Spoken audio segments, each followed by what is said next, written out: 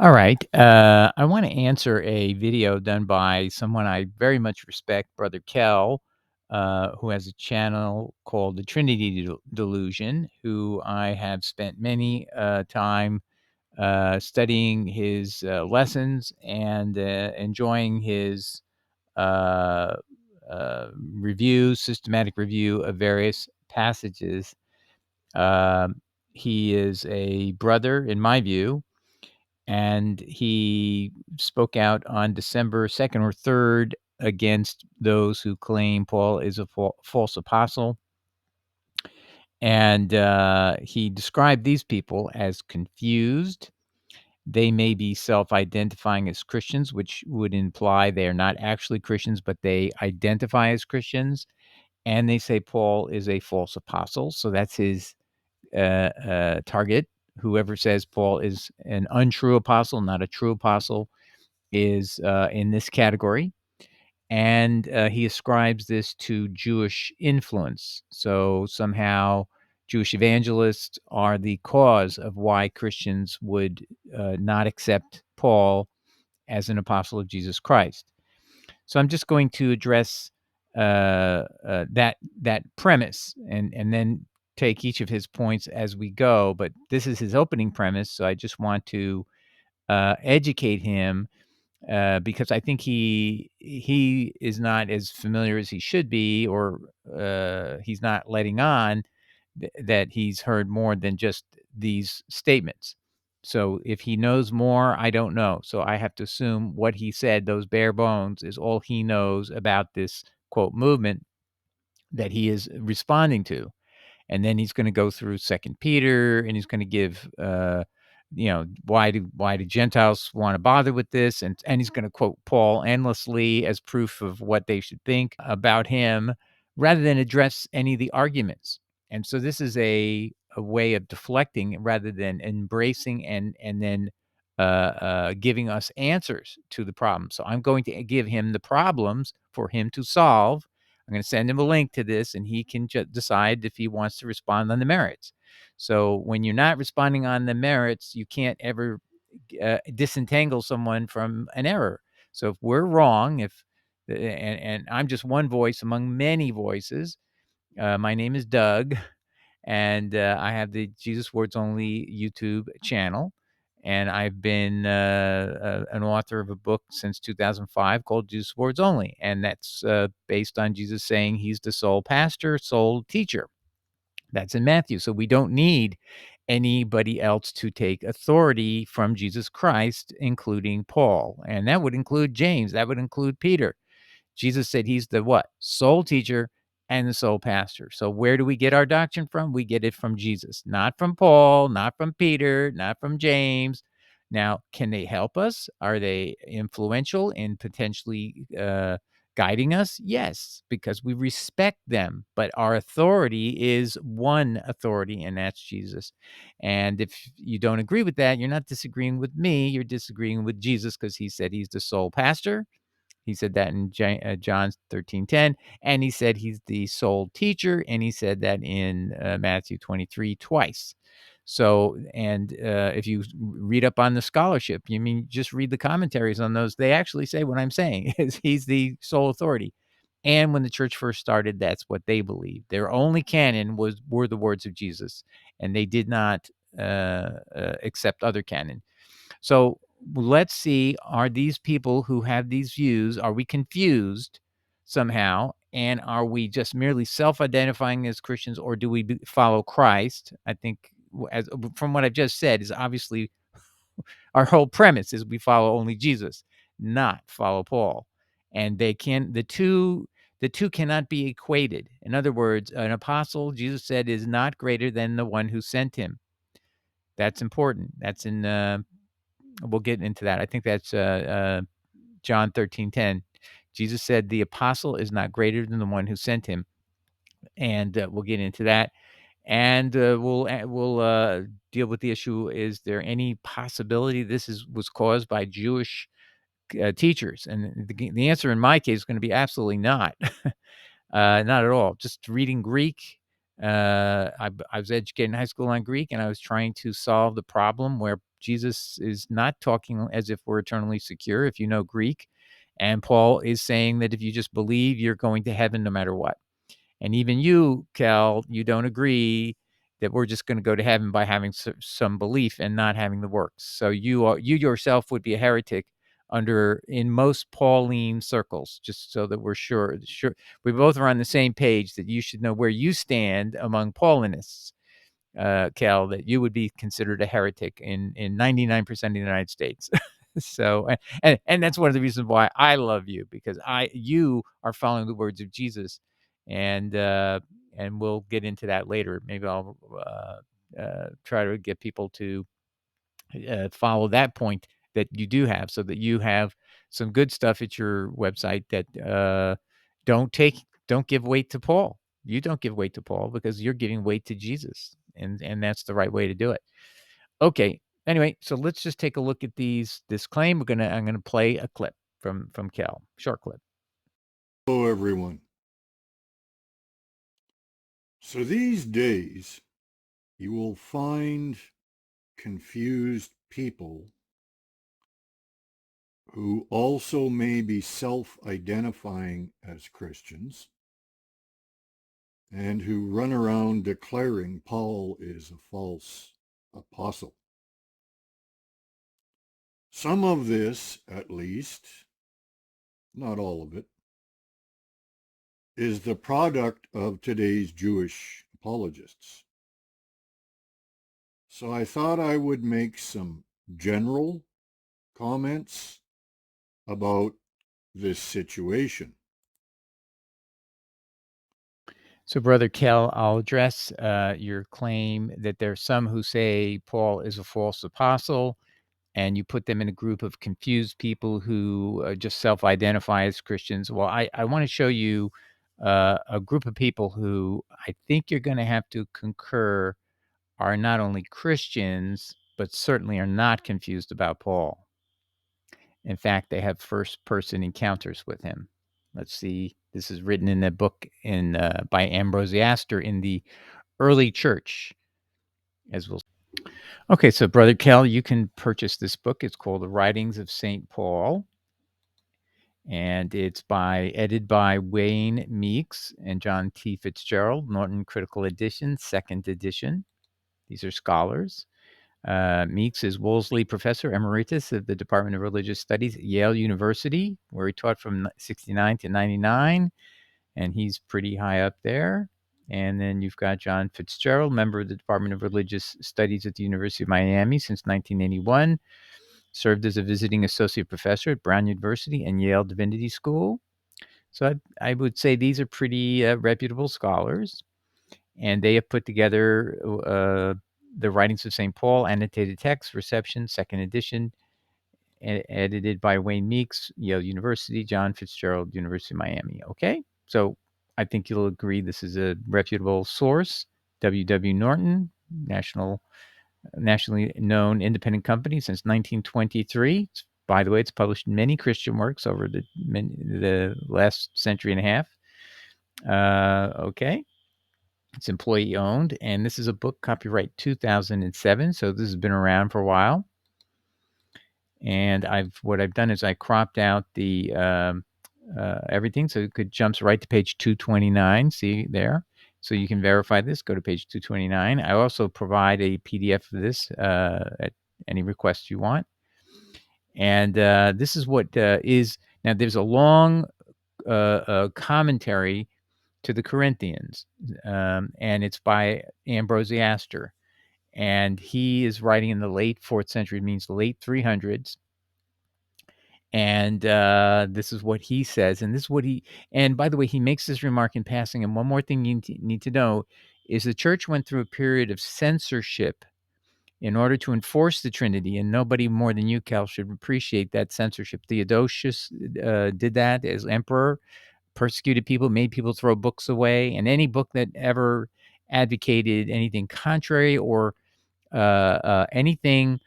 Just so you know, the early church was known as the Ebionites or Ebion, and their writings were suppressed as well. So getting anything from our earliest church would be very difficult. So anything that remains means that despite very strict censorship to suppress it, if something you see from that early church appears or pops up in a book, then you know what happened is it was put in a place that the censors didn't know to look. And this is in the middle of a commentary, just matter-of-factly talking about Paul and the original apostles. And he sides with Paul in this dispute, as you'll see. But between the lines, listen, Kel, to who is the voice who says what they say. Those Jewish believers who nevertheless continued to observe the law of Moses denied that Paul was an apostle because he taught that it was no longer necessary to be circumcised or to observe Sabbath. Even the other apostles, means the 12, thought that he was teaching something different because of this, and what? They denied that he was an apostle, Cal. The 12 apostles denied that Paul was an apostle, Cal. I think they're not confused, and I don't think they're just self-identifying Christians. These are not only Christians, they're the apostles of the Lord Jesus Christ. But I continue. But to the Corinthians, Paul was an apostle because they had seen the signs of God's power in him. So he's taking Paul's side, but you can't dispute that what he's actually saying and indirectly acknowledging is the 12 rejected Paul as a false apostle. Now you say, well, this is just one statement. It could, who knows?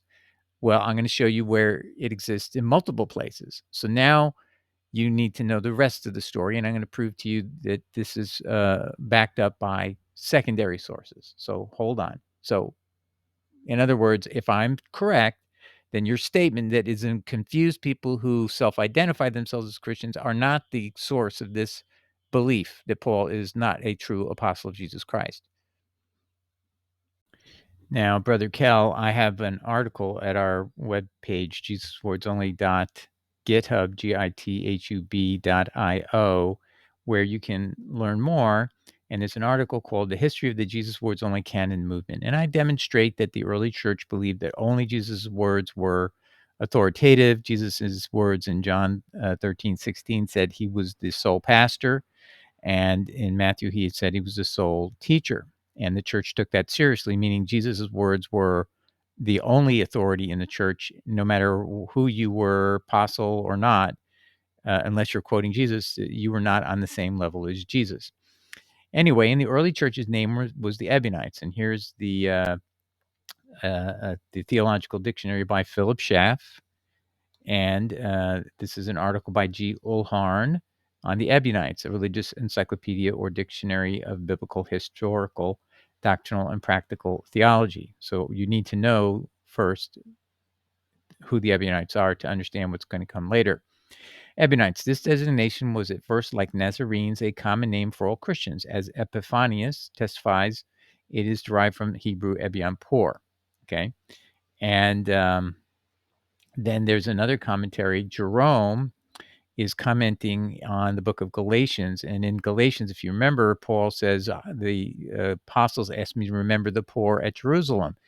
And Jerome, who was very familiar with the Ebionites because he translated the Ebionite Hebrew Gospel in 392 AD from the resource that was at Caesarea, and he commented that the actual reference by Paul to the poor was to the Hebrew name Ebion, which is the name of the church at Jerusalem, run by James and operated through the 12 apostles. So as the book by Stephen Cooper, Marius Victorinus Commentary on Galatians, comments at page 277, Jerome's more historically correct reading, from whom the poor here was meant to refer are the Jewish believers of Acts 2, verses 44-45, the original apostolic church at Jerusalem of the 12. So I think that establishes who the Ebion are, and that will become important for you to know what's coming next. Now, before I introduce you to these quotes about the Ebionites' belief about Paul's validity or invalidity, I've shown you that they're the original 12 at Jerusalem under James. But I also want you to understand that prior to the decision of the bi-deity of Jesus at 325, the Ebionites were never spoken of as heretics. Okay? Joseph Priestley, a clergyman and scientist, in his famous work of 1782 entitled The Corruptions of Christianity, he was also an anti-Trinitarian like you are, Kel, made this astute observation about them, that nobody prior to Nicaea ever had negative words about the Ebion. But of course not. They're the original church.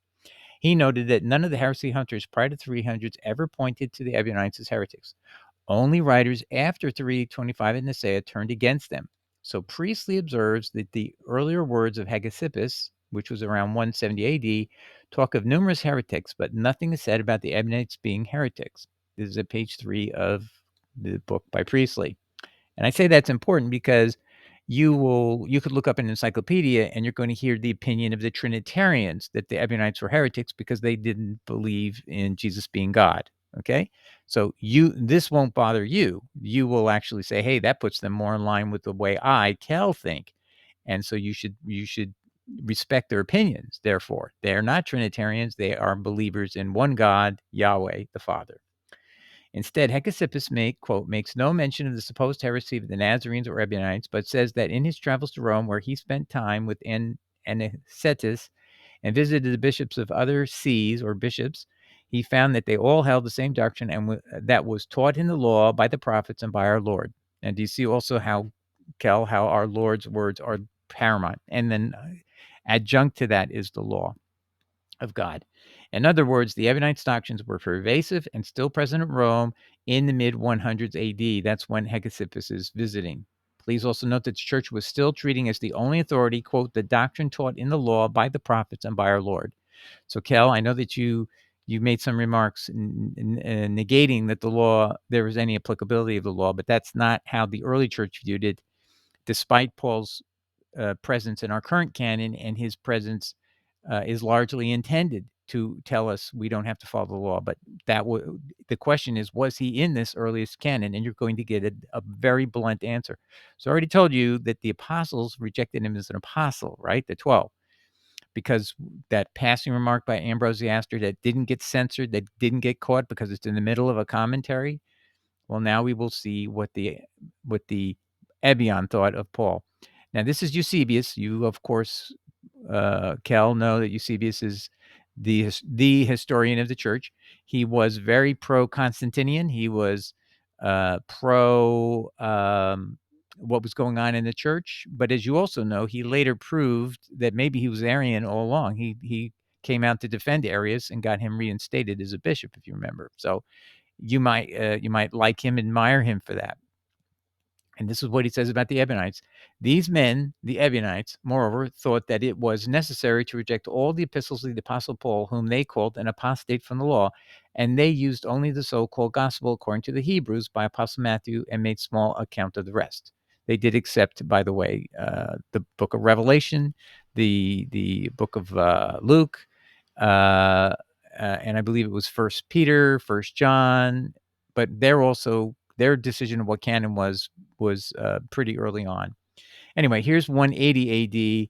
Bishop of Gaul, France, said about the Ebionites, those who are called Ebionites use the gospel according to Matthew only, and that's not exactly accurate. They also they were okay with Luke's gospel. So they believed in Matthew, Luke's gospel, and then John came later. He was one of the apostles. And they repudiate the Apostle Paul, maintaining that he was an apostate from the law. Now, apostate from the law, Kel, you should know, means anybody who teaches you not to follow the Ten Commandments, God condemns them as a false apostle, even if they have signs and wonders, miracles, and they even give you prophecy that comes to pass. If you don't know what I'm talking about, please take a look at Deuteronomy chapter 13, verses 1 to 10. Okay, so what have I established, Kel? That people who are not just confused and people who are not just self-styled Christians in the earliest church, in fact, the apostles, the 12, rejected Paul as a apostate, which nobody disputes. Nobody really can dispute that Paul was an apostate. And now I just want to show you one thing that you might not be familiar with, that the early church in the book of Acts was investigating for Paul for apostasy at the very time and date that he ends up getting arrested for his friend violating the temple in Acts 21. So I just want to show you this lines up perfectly with the book of Acts, that when Luke is writing the book of Acts. He and the apostles don't yet know anything about Paul's writings, and they don't know he's an apostate. That's going to come later. So let me show you this hidden word in the middle of Acts 21, so you can see that this was being investigated, and so it all fits together in one solid piece. So, okay, Brother Kel, and I just want to read you in English from the King James Version first, so you can see why you don't know what I'm talking about. It sounds strange. So this is going to prove that the early church, and this is James speaking to Paul, he's going to ask him to prove something, to do something at the temple to prove to everyone that Paul is law compliant, and Paul is going to agree to do this.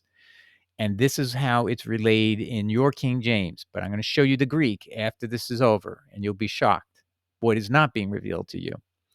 And they are informed of thee. So James says to Paul, they, the apostles, are informed of you, that you teach all the Jews which are among the Gentiles to forsake Moses, saying that they ought not to circumcise their children, neither to walk after the customs. Now, Kel, you know that Paul says, according to him, in the New Testament, New Covenant, there's no more Jew or Gentile. If there's no more Jew, it would follow naturally that there's no more requirement for Jewish people to behave like Jews, which is you don't need any more circumcision. So if Paul was said that, which is, it's in the Bible, it's in our current Bible, he obviously said that, this statement, had they known he made that statement, there is no more Jew nor Gentile, well, now you have a big problem. He has now abrogated the very law that binds all Jewish people together. So there's no more Jew. It dissolves the Jewish people as an entity if there's no more Jew nor Gentile in the new covenant, right? So let's see what the underlying word is. So, Kel, if you go to BibleGateway.com, they've now added a new Bible, interlinear, and it's called Mountsy. And okay, so let's. I'm sorry. Hold on. I got to press refresh. Okay, now we refresh, and now we're going to read this same thing.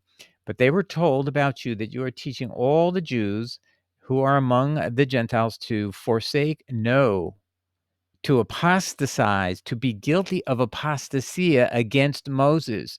This is a Deuteronomy 13 test right here. He is being put under the test and saying, we have heard rumors, reports, they have been told about you. The 12 have been told about you. This is James, the Bishop of Jerusalem, Kel. He cares about apostasy. Do you see that, Kel? You're saying, oh, these Christians, you're influenced, you're self-styled and you're, confused. We're not confused, Kel.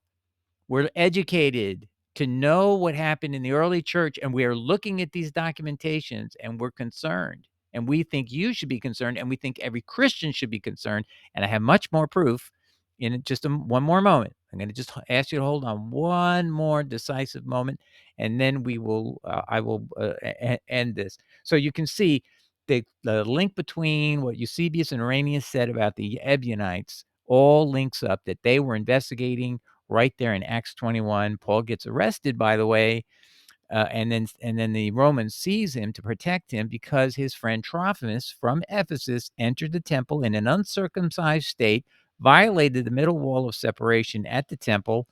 The Jews then accused Paul of being responsible. He had an alibi, though. He said, I was ceremonially washing myself in a bath when that happened. And then, just so you know, the book of Acts ends where he is waiting trial. So he and Luke take a trip all the way from Jerusalem, all the way, they end up years later together in Rome waiting for the trial. And 2 years after the book of Acts closes, that trial takes place. And the book of Acts and the Gospel of Matthew, Gospel of Luke, are both written as part of the church, meaning the 12. They have to support Paul now because they have no choice. If he's going to be tried in an appeal in front of Nero. He appealed to Nero when he was in front of Festus, and that caused him to have to go to Rome. So when he's going to go to Rome, he's going to have to prove to Nero he wasn't guilty for Trophimus's violation of the temple, and he's not a radical. And if for any reason Nero thinks Paul is a radical, Christianity could be actually outlawed. If he's the spokesperson, if he's some leader, this could definitely boomerang. So that's why the book of Acts is being written, and it's being written from the perspective of Paul, trying to promote him, trying to make him look good. or the best we possibly could. So when we get to this appeal, we won't lose, because if we lose, we could be banned. We would no longer have the legal protection that Rome gives Judaism.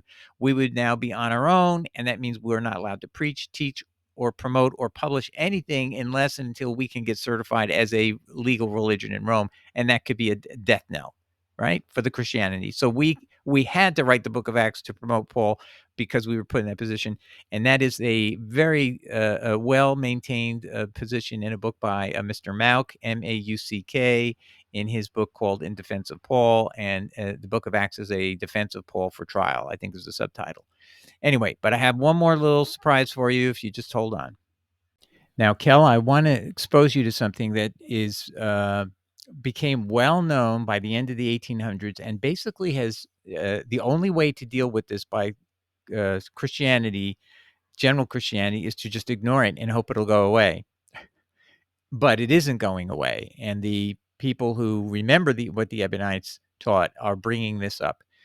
Now, I want you to hear this, and then I'm going to just expose you to it, and I'm not going to go through all the proofs. So this is something that you can research further, and I'm going to do another video after this so that maybe I'll do a little more exposition. But so the question whether Paul is or not a true or false apostle is decided upon in the book of Revelation.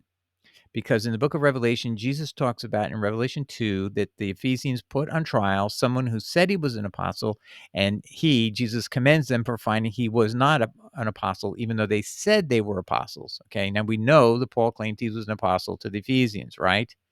Okay, now if you look at the book of Revelation, you will see it criticizes the same group of these two multiple apostles, and it was probably Barnabas and Paul, is what the theory is.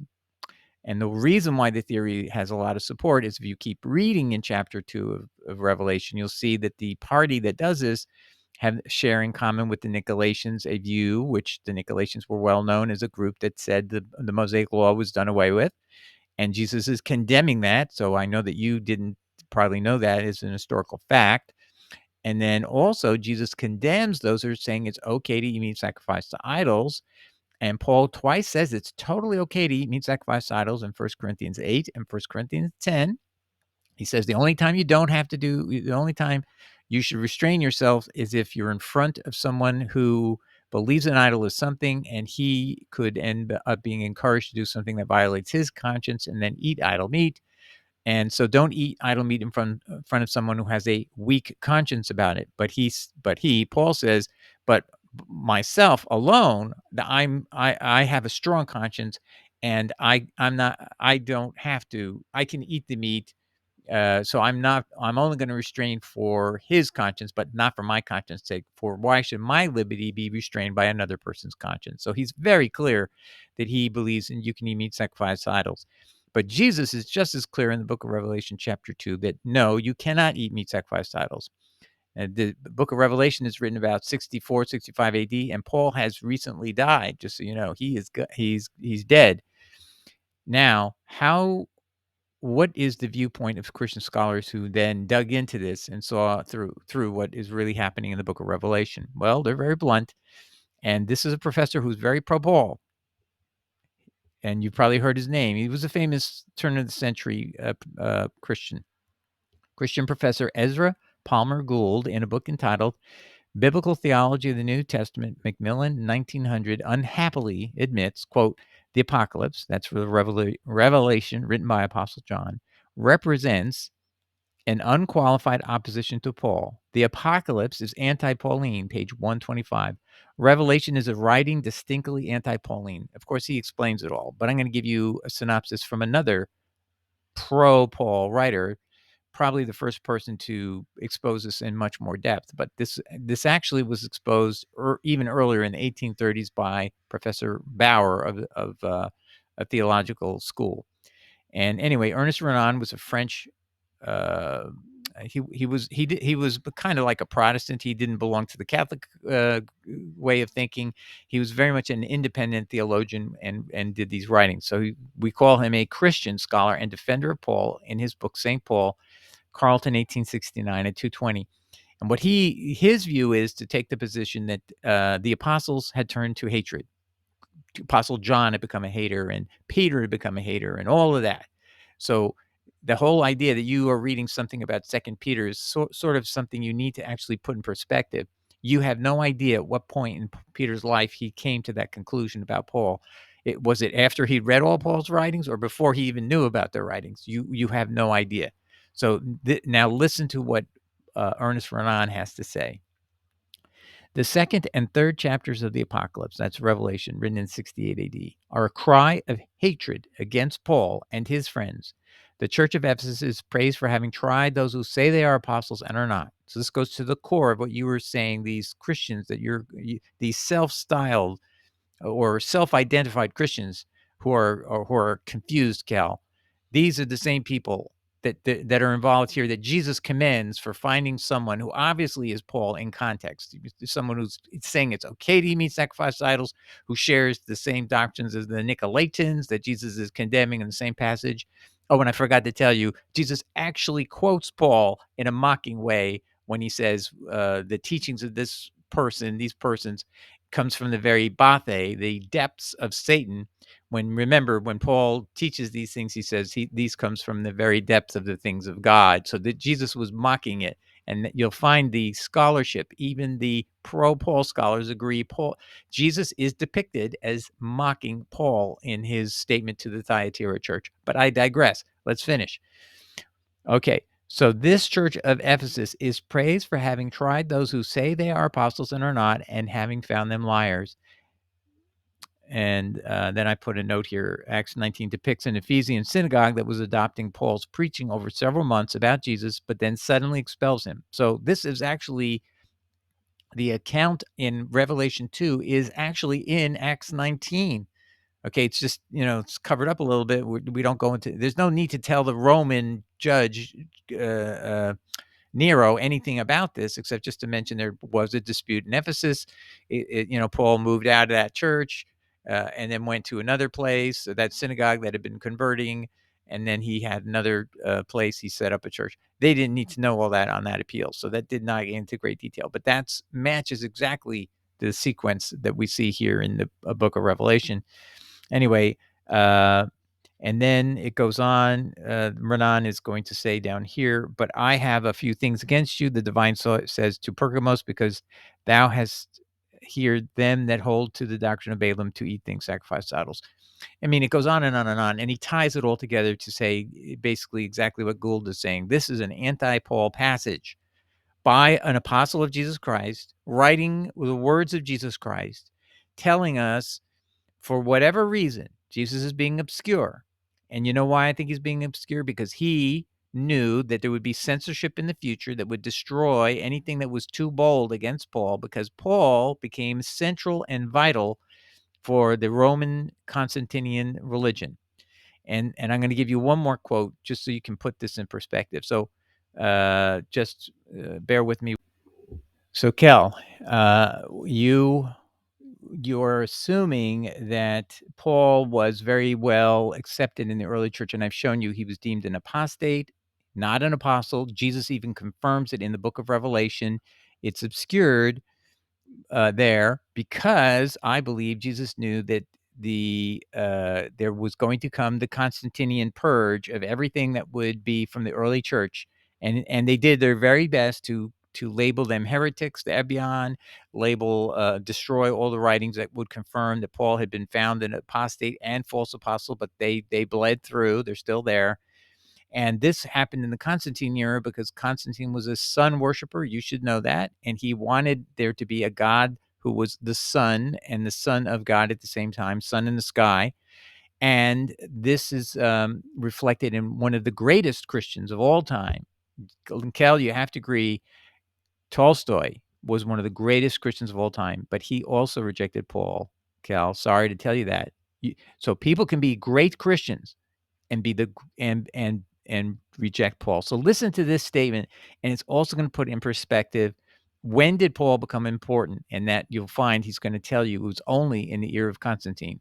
Prior to that time, he was basically dead and gone, and he had virtually nobody paying attention to him. And if you look through the quotes of Justinian, for example, 2nd century, no quotes of Paul. Papias, 2nd century, or late 1st century, No quotes of Paul. I mean, he is a nobody. And the first time he's being quoted seriously is after Constantine comes to power. So listen to what Tolstoy wrote in 1884 in My Religion, and this will end this video. The separation between the doctrine of life and the explanation of life began with the preaching of Paul, who knew not the ethical teaching set forth in the Gospel of Matthew, and who preached a metaphysico-Kabbalistic theory entirely foreign to Christ. And this separation was perfected in the time of Constantine. So this doctrine of Paul reached its perfection, where it was now implemented, was in the time of Constantine. That's the 325 Nicene Conference, when it was found possible to clothe the whole pagan organization of life in a Christian dress, and without changing it to call it Christianity. So my friend Kel, the real false Christians are those who ended up in this Constantinian nightmare that you yourself acknowledge is when this a huge blunder happened in 325 AD, where Jesus was made a bi-deity with the Father, and so you've got two gods and a single Godhead. And then if you must know this, it was only in 381 AD that the Trinity was first adopted under Theodosian, using Gregory of Nyssa, the bishop of Nyssa, as his adjutant to impose it on those who came. It wasn't like a big vote, like we're going to make a decision. This decision was pre-made and packaged, and they had to all take it home and use this. And then Theodosian created a law over the whole empire that everyone had to believe in Trinity, and that would people be punished for not believing it. And that's how it really came into play.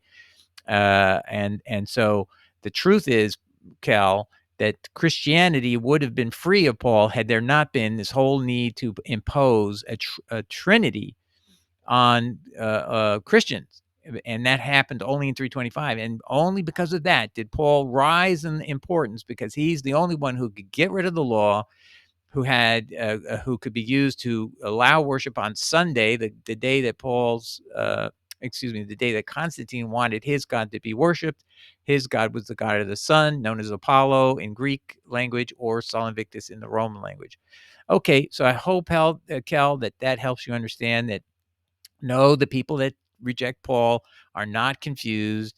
They're not just merely self-identified Christians. They are true Christians who follow Jesus's words only. As he said, he's the sole pastor. He's the sole teacher. And we make a mistake as Christians, totally, fundamentally, when we even listen at the same level of volume when we listen to Paul. We are supposed to have our ears totally up and listening to Jesus Christ. When we hear what Paul says, it's like a shadow. It's like nothing compared to Jesus Christ. And Kel, if you didn't know it, he is an apostate. So God commands us never to even listen to Paul.